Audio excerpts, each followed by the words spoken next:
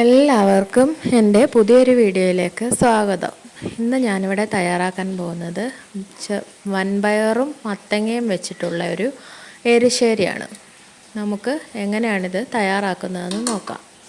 വൻപയർ ഞാനിവിടെ തലേദിവസം വെള്ളത്തിലിട്ട് കുതിർത്ത് വെച്ചിട്ടുണ്ട്. ഇത് നമുക്ക് കുക്കറിനകത്തിലേക്കിട്ട് ഒരു 2 വിസിൽ വരുന്നത് വരെ വേവിച്ചെടുക്കാം. ഇതിനായിട്ട് ഞാൻ ഒരു 1/2 ടീസ്പൂൺ മഞ്ഞൾപ്പൊടിയും 1/2 ടീസ്പൂൺ ഉപ്പും ചേർത്ത് കൊടുക്കുന്നുണ്ട്. നമുക്ക് അടച്ചു വെച്ച് വേവിക്കാം.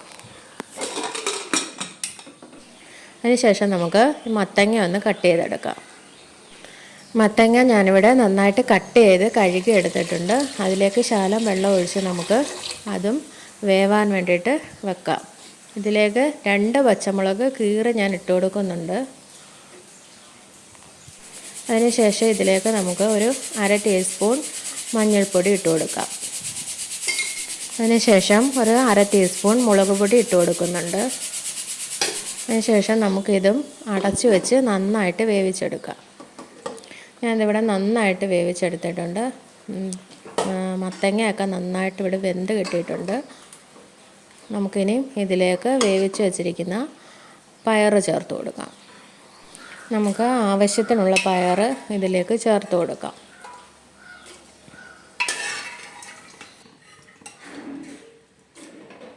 അതിനുശേഷം നമുക്ക് നന്നായിട്ട് മിക്സ് ചെയ്ത് കൊടുക്കാം.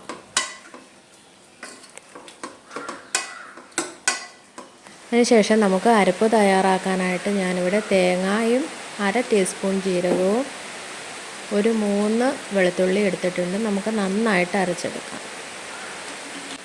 കണ്ടില്ലേ, ഞാനിവിടെ നന്നായിട്ട് അരച്ചെടുത്തിട്ടുണ്ട്. നമുക്കിനി ഈ അരപ്പ് ഇതിലേക്ക് ചേർത്ത് കൊടുക്കാം. ഒരുപാട് തിളയ്ക്കേണ്ട ആവശ്യമില്ല. നമുക്കെന്നിട്ട് ചെറുതായിട്ടൊന്ന് ചൂടാക്കി എടുത്തിട്ട് കടുക് വറുക്കാം. ഒരുപാട് തിളപ്പിക്കേണ്ട ആവശ്യമില്ല, ചെറുതായിട്ടൊന്ന് ചൂടായാൽ മാത്രം മതി. അതിനുശേഷം നമുക്ക് കടുക് വറുക്കാം. കടുക് വറുക്കാൻ വേണ്ടിയിട്ട് ഒരു 2 ടേബിൾ സ്പൂൺ എണ്ണ ഞാൻ ഒഴിച്ചു കൊടുത്തിട്ടുണ്ട്. ഇതിലേക്ക് നമുക്ക് കടുക് ഇട്ട് കൊടുക്കാം. കടുക് നന്നായിട്ടൊന്ന് പൊട്ടി വരുമ്പോൾ നമുക്ക് അതിനുശേഷം കറിവേപ്പില ഇട്ട് കൊടുക്കാം.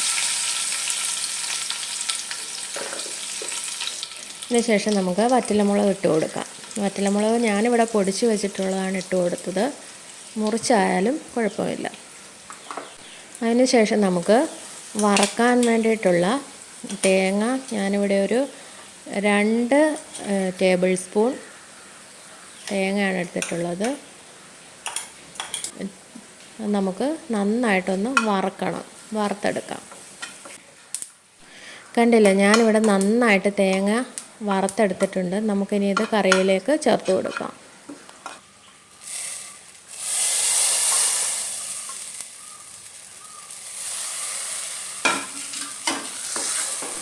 കണ്ടില്ലേ, വളരെ പെട്ടെന്ന് തന്നെ നമുക്ക് തയ്യാറാക്കാൻ പറ്റിയ ഒരു വിഭവമാണ് ഈ എരിശ്ശേരി എന്ന് പറയുന്നത്. എല്ലാവരും ഇതൊന്ന് ട്രൈ ചെയ്ത് നോക്കണം. എല്ലാവരും ട്രൈ ചെയ്ത് നോക്കണം.